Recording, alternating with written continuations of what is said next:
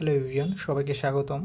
গত ভিডিওগুলোতে দেখেছি আমরা কিভাবে দুধ ম্যানেজ করতে হয়, কিভাবে খাদ্য ম্যানেজ করতে হয় এবং কিভাবে পশু ম্যানেজ করতে হয়। আজকে আমরা দেখব কিভাবে খরচের খাত, ইনকামের খাত এবং মানব সম্পদ ম্যানেজ করতে হয়। তো চলুন দেখা যাক। খরচের খাতে ক্লিক করে প্রথমে খরচের ক্যাটাগরি তৈরি করে নিতে হবে। আমাদের বিভিন্ন ধরনের ক্যাটাগরি তৈরি করা আছে, যেমন কারেন্ট বিল হতে পারে, কর্মচারীদের বিল হতে পারে বা বিভিন্ন ধরনের খরচ হতে পারে। সেই খরচের আমরা ক্যাটাগরির নাম দিতে পারি। এখানে ক্লিক করে খরচের নাম দিতে পারি।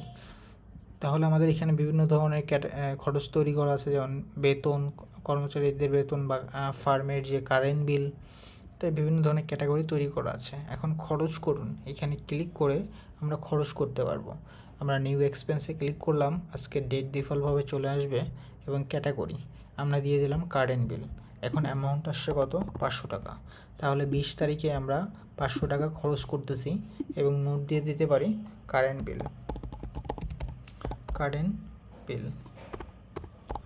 কারেন্ট বিল আমরা একটা নোট দিয়ে ক্রিয়েট করলাম। তাহলে আমাদের যে 500 টাকা, এই সফটওয়্যার অটোমেটিক ক্যালকুলেশন করে নেবে আমাদের যে 500 টাকা খরচ হয়েছে। যখন আমরা লাভ লস রিপোর্টের মধ্যে যাব, তখন আমরা রেভিনিউতে দেখতে পারবো আমাদের রেভিনিউ কত হয়েছে এবং টোটাল এক্সপেন্স কত হয়েছে।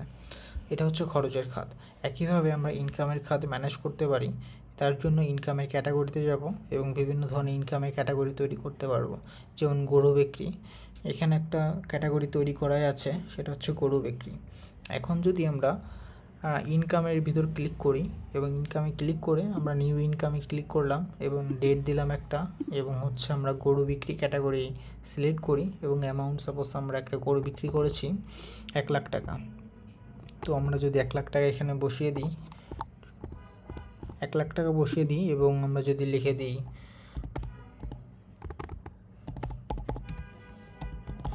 গরু সেল এবং আমরা লিখে দিলাম 1 লাখ টাকা, তাহলে আমাদের সফটওয়্যার ক্যালকুলেশন করে নেবে 1 লাখ টাকা আমাদের প্রফিট হয়েছে এখান থেকে। এবং একইভাবে আমরা মানব সম্পদ ম্যানেজ করতে পারি। এখানে মানব সম্পদ মূলত কর্মচারী। এখানে আমরা কর্মচারীদের তালিকার মধ্যে গেলে আমরা বিভিন্ন ধরনের কর্মচারীদের নাম লিখতে পারি, এন্ট্রি করতে পারি। এখানে নিউ এমপ্লয়িতে ক্লিক করলাম, এখানে আমরা এমপ্লয়ির নাম লিখতে পারি। সাপোজ রাকিব নামে একজন এমপ্লয়ি আছে বা কর্মচারী আছে, তার নামটা লিখলাম।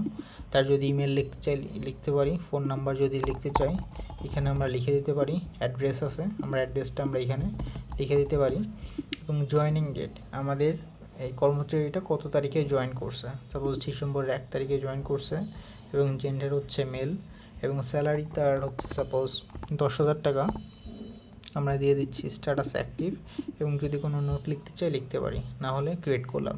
তাহলে রাকিব নামে একজন কর্মচারী আমাদের তৈরি হয়ে গেছে।